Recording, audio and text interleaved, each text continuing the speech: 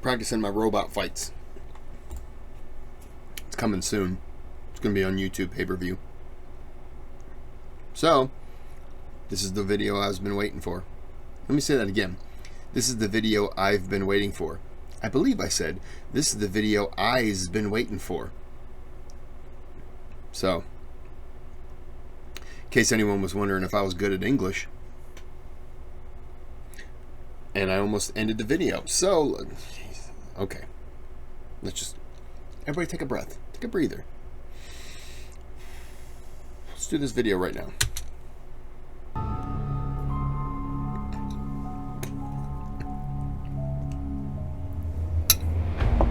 Last week, the Japanese had scored an amazing victory with the ultimate fall of the Bataan Peninsula.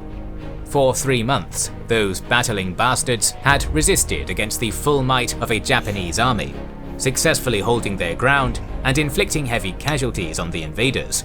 But now, with the peninsula firmly under his control, General Homma finally started to look south towards Manila Bay and the southern islands.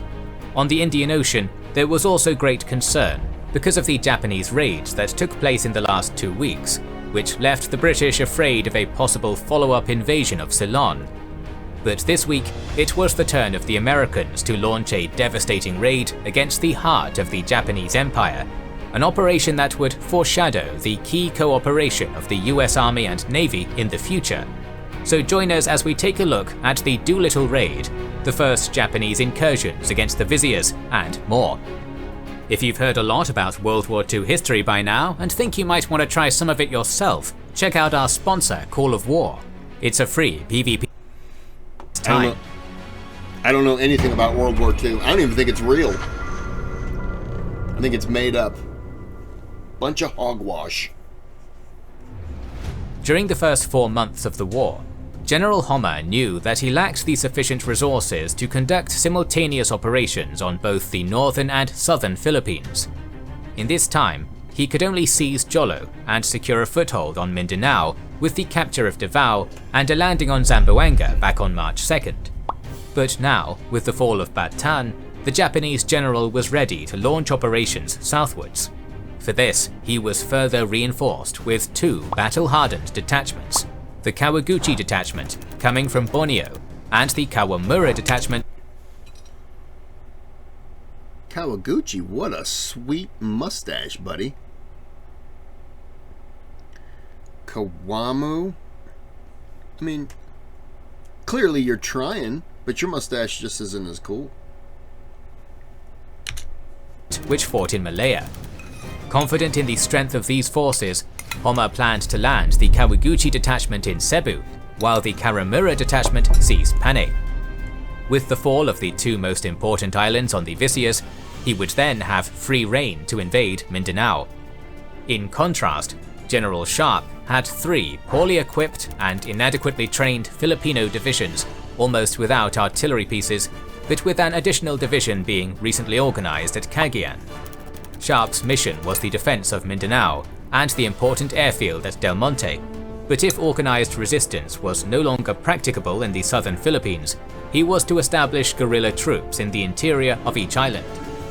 On the Viziers, General Chinaweth counted with some 20,000 men in 5 separate garrisons, with around 6,500 soldiers in Cebu and some 7,000 men in Panay. In the last month, Chinaweth had overseen the construction of elaborate defences on Panay and Cebu, as well as the preparations for the employment of guerrilla warfare if these defences fell. Back on April 5th, Kawaguchi had reached the Lingayen Gulf, from where he was immediately sent towards Cebu. On the afternoon of April 9th, Chinaweth heard the first reports of the incoming Japanese invasions, so he put all troops on high alert. During the night, Kawaguchi divided his forces into 2 convoys, with one heading east towards Cebu City and the other advancing directly towards Toledo. The following morning, both forces landed at their objectives, facing light resistance from the Filipino defenders and slowly pushing them back. Within a day, Cebu.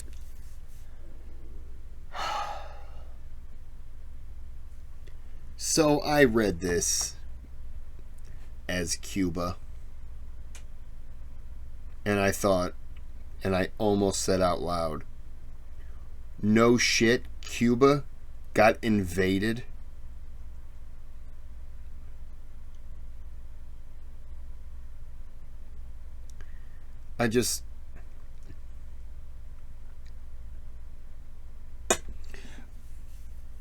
Somebody should take a machete and duct tape it to their hand and then just mercilessly karate chop my genitals because I read Cuba. And only an idiot would admit this. So I shouldn't have. City had fallen to the Japanese, but the defenders had gained enough time to carry out demolitions and retreat into the interior of the island. And at Toledo, the Filipinos were sent packing towards Cantabaco, a key position with a cross-island highway. In an unfortunate turn of events, the Japanese overran the defenders there and quickly seized this position, then driving towards Talisay and Naga. With his defences compromised by April 12th, Chenoweth was finally forced to retreat into the mountains with his remaining forces to start guerrilla warfare. With Chenoweth hiding in Cebu, General Wainwright put Sharp back in command of the remaining Visayan forces on April 16th, though in reality the garrison commanders of each island would lead the island's defences, such as Colonel Albert Christie at Panay. On that same morning, the bulk of the Karamura detachment landed at Iloilo on the southeast of the island, while a smaller force came ashore at Capiz to the north, and another force landed at San Jose to the south 2 days later. These landings were unopposed by the defenders, so Major General Karamura Saburo advanced with haste and rapidly seized all of the strategic points of the island by April 20th. This was because Christie had decided to not confront the enemy head-on, instead withdrawing towards the well-stocked mountains to wage guerrilla warfare. Thus would begin a long campaign of hit-and-run raids and ambushes from the mountains of Cebu and Panay. But most importantly, Homma had secured a foothold on the Visayas from where to launch his critical invasion of Mindanao, which we'll cover in the future. For now, we'll return to the Dutch East Indies, where new operations were taking place. The fall of Java back in early March signified the end of organised resistance in the Indies, but there were still small garrisons or guerrilla groups operating on some of the islands. One of these places was Dutch New Guinea, which up until now hadn't been attacked by the invaders. A small navy unit of up to 1,500 men was formed on March 15th to annihilate Dutch resistance in New Guinea and occupy the strategic points of that island. On March 29th, this unit departed Ambon towards Seram Island, escorted by a small fleet under Rear Admiral Fujita Ruitaro. 2 days later, it first landed on Boila. Oh, we did it. We did it. Pilsen? I mean, you can't hear anything you're saying. He could be giving us all money right now. Why did I mute that? Days later, it first landed on Boila without opposition, finding the oil field there completely destroyed. From there, the invaders moved to Fafak, Babo and Sorong, again finding very little resistance. They then headed north, diverting to occupy Ternate and Jailolo on April 7th, before continuing eastwards. On April 12th, the Japanese finally got to Manokwari, where they forced the 150 defenders to retreat into the mountains. A small garrison was left on Manokwari, while the bulk of the invasion force continued eastwards. By April 20th, the Japanese had gotten to Yapen Island and Hollandia, encountering almost no opposition at any of the ports that they moved through. Thinking that the Dutch had an insignificant strength on the island, Fujita then decided to return to Ambon with his force, leaving only the small garrisons already established on Dutch New Guinea. After the demise of Abdicom, as we have seen, the Pacific Theatre had been left under the responsibility of the United States. While General MacArthur was appointed to command the Southwest Pacific area, the remainder of the Pacific Ocean was entrusted to Admiral Nimitz and his Pacific Fleet, leaving the US Army. This is a stupid question. If America wasn't able to slow it down, let's say the US isn't in it yet, would Japan ultimately have moved down into Australia? because that's going to be a much different fight. But ultimately, you don't have to. You could take all this land, and then any way they go, you cut them off. You know what I mean? You don't have to necessarily do that. But if you do attack their homeland, like they were attacking with the bombs and everything, I mean, you hit Australia at home, man. They're a force.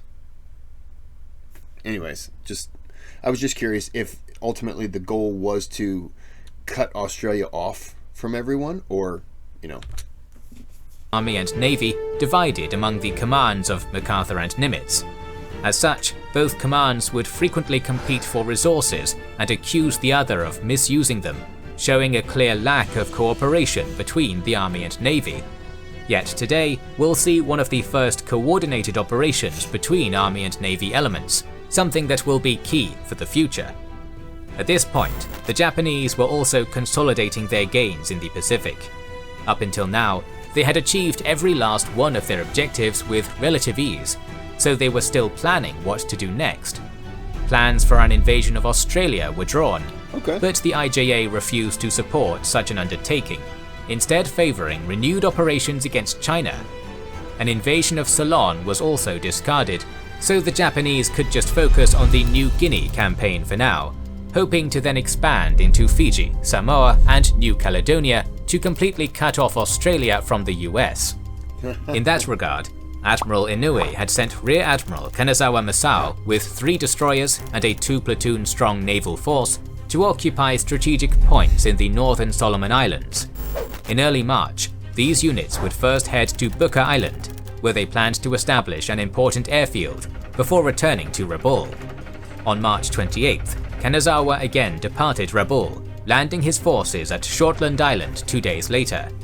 From there, the Japanese then occupied Keita on Bougainville, where the 20 Australian commandos of the 1st Independent Company that held the island retreated inland to later be evacuated.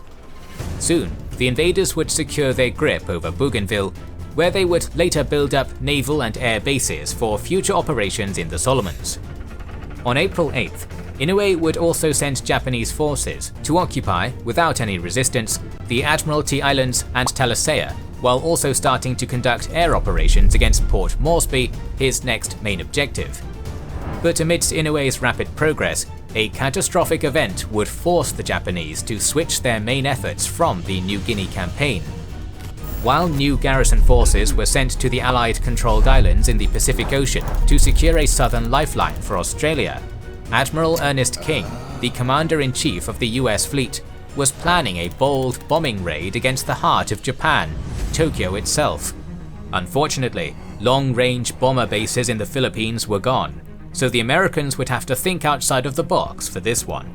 The only alternative that they could think of would be a carrier-borne attack like those the Japanese had executed on Pearl Harbor, Darwin and Ceylon.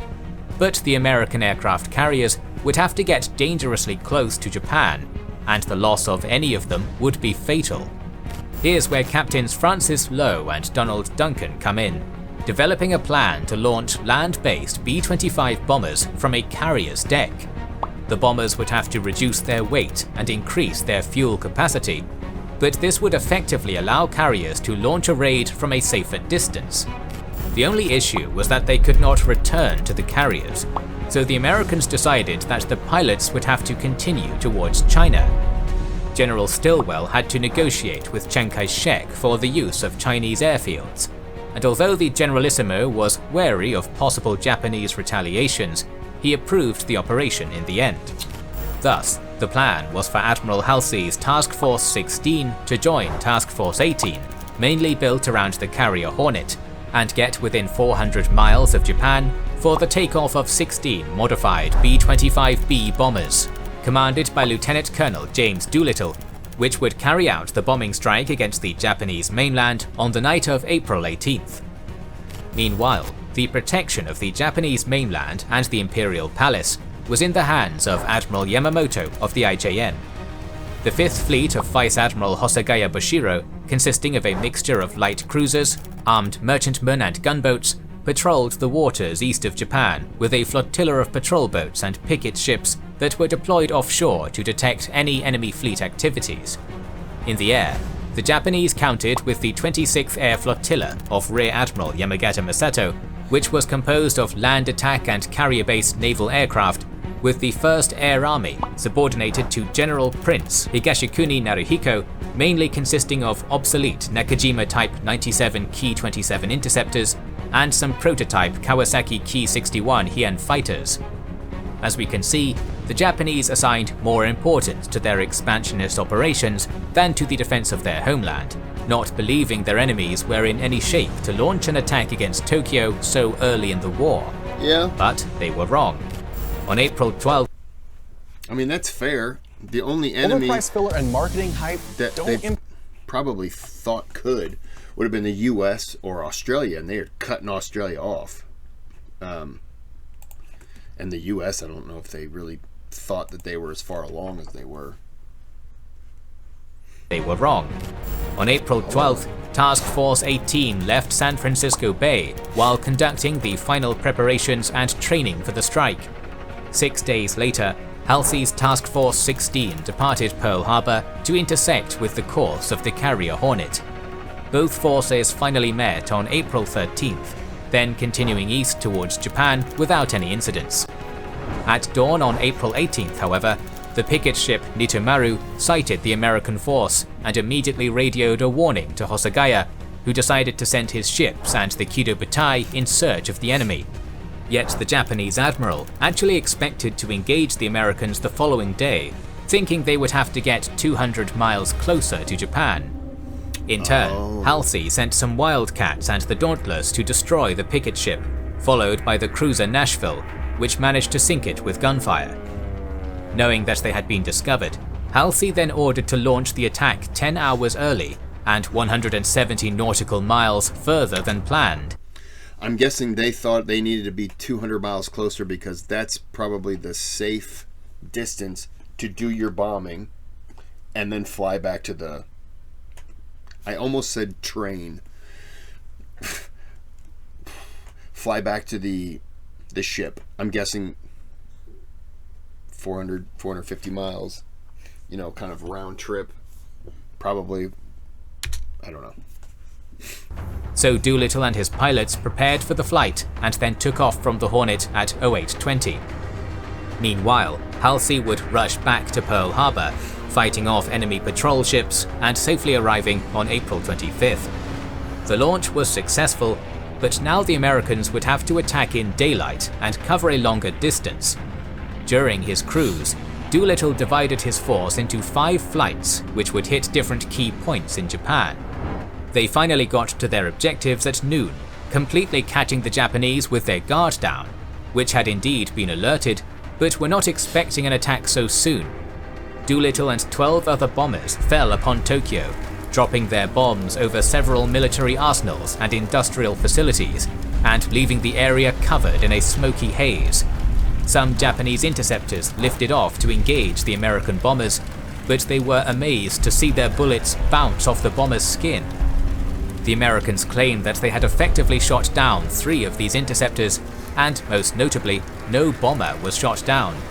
Aside from Tokyo, 3 bombers attacked Yokohama. Why did the bullets bounce off of their skin? Was it just a different kind of metal? Yokohama's oil refineries, warehouses and dockyards, with one of them causing severe damage to the submarine tender Taigai, which was being converted into the light aircraft carrier Ryuho.